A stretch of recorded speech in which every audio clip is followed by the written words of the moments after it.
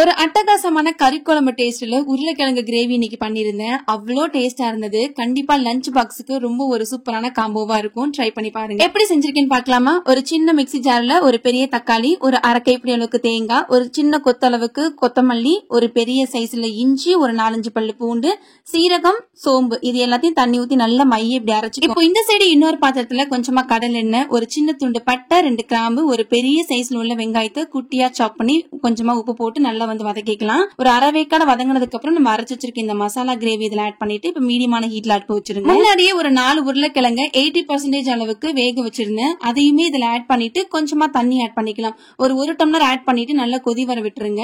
கறி குழம்பு டேஸ்ட்ல பண்ணிட்டு இருக்கோம் அப்படிங்கறனால கொஞ்சமா ஜாகிரி துண்டு ஆட் பண்ணிட்டு அகைன் எல்லாத்தையும் மிக்ஸ் பண்ணிட்டு இந்த டைம்ல கொஞ்சமா கொத்தமல்லி இலை தூவிட்டு மிக்ஸ் பண்ணி இப்ப இறக்கி சாப்பிட்டு பாருங்க. அவ்வளோ டேஸ்டா இருக்கும். கண்டிப்பா தக்காளி சாப்பாடு, லெமன் சாப்பாடு, ஒயிட் ரைஸ் எல்லாம் ட்ரை பண்ணி பாருங்க. அப்படியே ஃபாலோ பண்ணிக்கோங்க.